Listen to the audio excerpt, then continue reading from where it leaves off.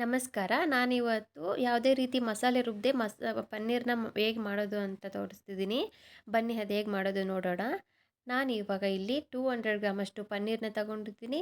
ಹಾಗೆ ಬಟರ್ ತಗೊಂಡಿದ್ದೀನಿ, ಎಣ್ಣೆ, 2 ಮೆಣಸಿನಕಾಯಿನ ಚಿಕ್ಕದಾಗಿ ಕಟ್ ಮಾಡ್ಕೊಂಡಿದ್ದೀನಿ.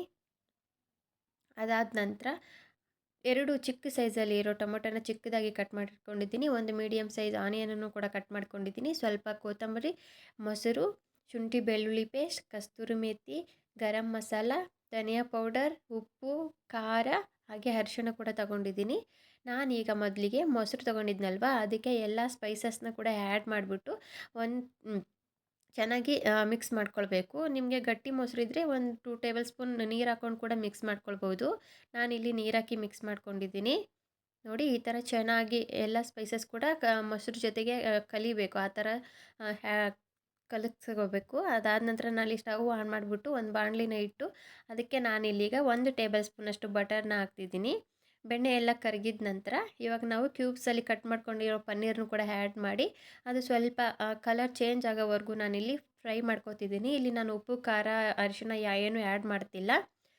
ಬರೀ ಪನ್ನೀರ್ನೇ ಅಷ್ಟೇ ಫ್ರೈ ಮಾಡಿಕೊಂಡು ಎತ್ತಿಟ್ಕೊತಿದ್ದೀನಿ. ಪನ್ನೀರೆಲ್ಲ ಎತ್ತಿಟ್ಕೊಂಡಿದ್ದಾದಮೇಲೆ ಇವಾಗ ಅದೇ ಬಾಣಲಿಗೆ ನಾನು ಮತ್ತೆ 1 ಟೇಬಲ್ ಸ್ಪೂನಷ್ಟು ಬೆಣ್ಣೆ ಹಾಕಿ ಹಾಗೆ ಒಂದು 2 ಟೇಬಲ್ ಸ್ಪೂನಷ್ಟು ಆಯಿಲನ್ನು ಹಾಕ್ತಿದ್ದೀನಿ.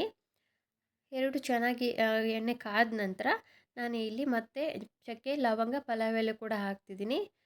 ಅದು ಚೆನ್ನಾಗಿ ಫ್ರೈ ಆದಮೇಲೆ ಇವಾಗ ಚಿಕ್ಕದಾಗಿ ಕಟ್ ಮಾಡ್ಕೊಂಡಿರೋ ಆನಿಯನ್ ಕೂಡ ಹಾಕಿ ಸೇರಿಸಿ ಇದಕ್ಕೆ 1 ಟೇಬಲ್ ಸ್ಪೂನಷ್ಟು ಶುಂಠಿ ಬೆಳ್ಳುಳ್ಳಿ ಪೇಸ್ಟನ್ನು ಹಾಕಿ ಫ್ರೈ ಮಾಡಿ ಈ ಥರ ಕಲರ್ ಚೇಂಜ್ ಆಗಬೇಕು. ಅದಾದ ನಂತರ ಚಿಕ್ಕದಾಗಿ ಹೆಚ್ಕೊಂಡಿರೋ ಮೆಣಸಿನಕಾಯಿ ಹಾಕಿದ್ದೀನಿ. ಆಮೇಲೆ ಟೊಮೊಟೊ ಕೂಡ ಹಾಕಿ ಚೆನ್ನಾಗಿ ಫ್ರೈ ಮಾಡಿದ್ದೀನಿ. ಇಲ್ಲಿ ಮತ್ತೆ ನೀವು ಉಪ್ಪು, ಖಾರ ಯಾವುದೇ ಮಸಾಲೆ ಐಟಮ್ಸ್ ಸೇರಿಸೋ ಅವಶ್ಯಕತೆ ಇರಲ್ಲ. ನಾವು ಇಲ್ಲಿ ಮೊಸರಲ್ಲೇ ಎಲ್ಲನೂ ಸೇರಿಸಿರ್ತೀವಲ್ವ, ಅದೇ ಸರಿ ಹೋಗುತ್ತೆ.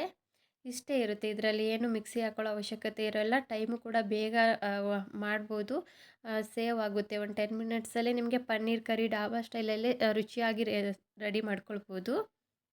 ನೋಡಿ, ಈ ಥರ ಚೆನ್ನಾಗಿ ಎಣ್ಣೆ ಬಿಟ್ಕೊಳ್ಬೇಕು. ಆ ಥರ ಬಾಯ್ಲ್ ಮಾಡ್ಕೊಂಡಾದಮೇಲೆ ನಾವು ಇವಾಗ ಪನ್ನೀರನ್ನ ಸೇರಿಸ್ತಿದ್ದೀನಿ. ನಿಮಗೆ ಈ ವಿಡಿಯೋ ಇಷ್ಟ ಆದರೆ ದಯವಿಟ್ಟು ಶೇರ್, ಕಮೆಂಟ್ ಹಾಗೆ ಲೈಕ್ ಮಾಡಿ, ಸಬ್ಸ್ಕ್ರೈಬ್ ಕೂಡ ಮಾಡ್ಕೊಳ್ಳಿ.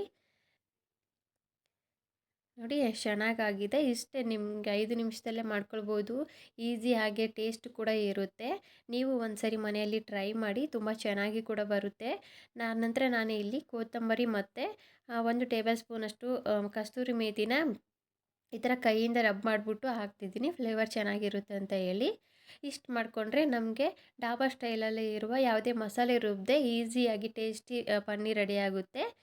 ಮತ್ತು ಮುಂದಿನ ವಿಡಿಯೋದಲ್ಲಿ ಸಿಗ್ತೀನಿ.